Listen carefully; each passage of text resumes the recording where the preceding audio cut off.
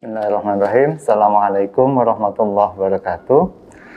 Adik-adik mahasiswa semua, pada kesempatan kali ini kita akan memperlihatkan keterampilan klinis pemeriksaan neurologis.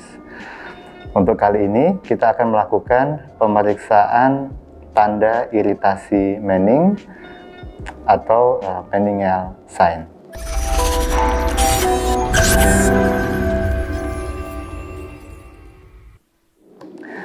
Adik-adik mahasiswa, pada saat memeriksa pasien yang kita curigai mengalami infeksi intrakranial, maka kita salah satu dugaannya adalah infeksi meningitis atau meningoencephalitis.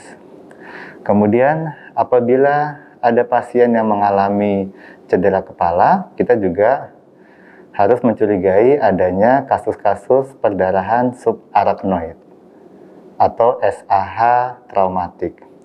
Dan yang ketiga, apabila ada pasien yang mengalami stroke hemoragik, kita juga harus mencurigai adanya kasus-kasus subarachnoid hemoragik yang spontan. Ketiga kasus tersebut dapat kita duga dengan melakukan pemeriksaan fisik neurologis, khususnya adalah dengan melihat ada tidaknya tanda-tanda iritasi Manning atau Meningeal sign. Pada kesempatan ini, kita akan sama-sama melihat bagaimana cara melakukan pemeriksaan tanda iritasi Manning. Ada 3 pemeriksaan yang nanti akan kita lakukan untuk mengetahui hal tersebut. Yang pertama adalah pemeriksaan kaku kuduk, yang kedua pemeriksaan Kernick sign, dan yang ketiga pemeriksaan Brusinski.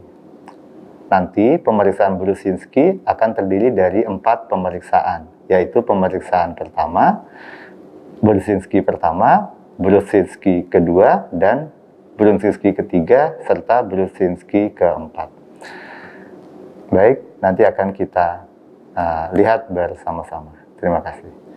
Seperti biasa, sebelum melakukan pemeriksaan kepada pasien, kita lakukan langkah pertama untuk mencuci tangan terlebih dahulu.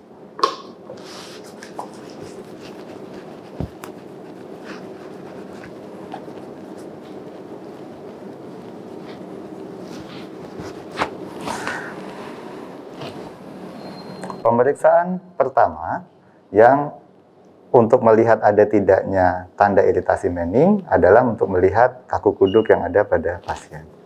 Langkah pertama, posisi kita di sebelah kanan dari pasien. Kemudian kita lakukan pemeriksaan kaku kuduk.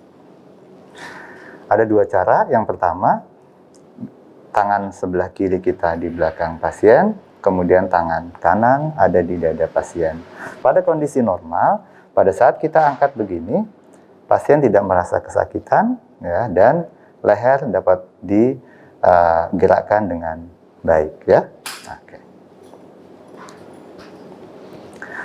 Pada kasus pasien yang mengalami iritasi Manning, pada saat kita tekuk kepala, leher, maka terdapat tahanan pada leher.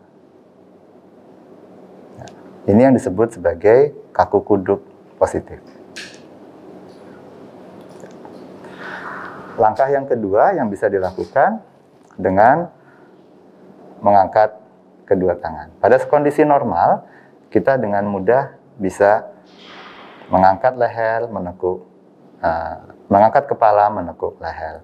Namun pada kasus-kasus ada tanda iritasi Manning, pada saat kita angkat, terdapat tahanan, sehingga kita susah mengangkat kepala, karena ada tahanan di leher, di kuduknya, ya, kaku kuduk. Baik, pemeriksaan yang kedua adalah pemeriksaan Kernick atau Kernick sign, tanda Kernick. Pertama-tama, kita angkat tungkai pasien, kita tekuk di sendi pinggul. Kemudian setelah itu kita angkat ke atas. Pada kondisi normal, tidak terdapat tahanan. Pasien tidak merasa kesakitan. sudut yang dibentuk oleh tungkai bawah dan tungkai atas lebih dari 135 derajat. Namun, pada pasien yang mengalami iritasi Manning, pada saat kita melakukan pemeriksaan Kernig, kemudian kita coba angkat, tidak bisa maksimal, kurang dari 135 derajat. Dan kadang-kadang terlihat pada tungkai yang sebelahnya mengalami fleksi di sendi lutut dan di sendi pinggul. Ini berarti tanda Kernignya positif atau Kernig sign-nya positif. Pemeriksaan yang ketiga adalah pemeriksaan Brusinski. Ada 4 pemeriksaan Brusinski. Pemeriksaan Brusinski yang pertama, kita lakukan mengangkat kepala, menekuk sendi leher. Pada kondisi normal, tidak terdapat rasa nyeri dan dapat bebas dilakukan. Namun, pada pasien-pasien yang mengalami iritasi Manning, pada saat kita tekuk leher, terdapat fleksi pada kedua lutut dan pinggul. Jadi kalau kita angkat begini, pasien mengalami nyeri dan sendi lututnya terangkat. Oke. Brusinski 1 positif. Kemudian kita periksa Brusinski 2. Pemeriksaan Brusinski 2 dengan jalan mengangkat tungkai sebelah kanan, kita angkat pada kondisi normal. Pada saat kita angkat, pasien tidak mengalami kesakitan. Kita bisa mengangkat lebih dari 70 derajat. Namun pada pasien yang mengalami iritasi Manning, pada saat kita angkat tungkai sebelah, pasien merasa kesakitan dan mengalami fleksi refleks pada sendi lutut dan sendi pinggul.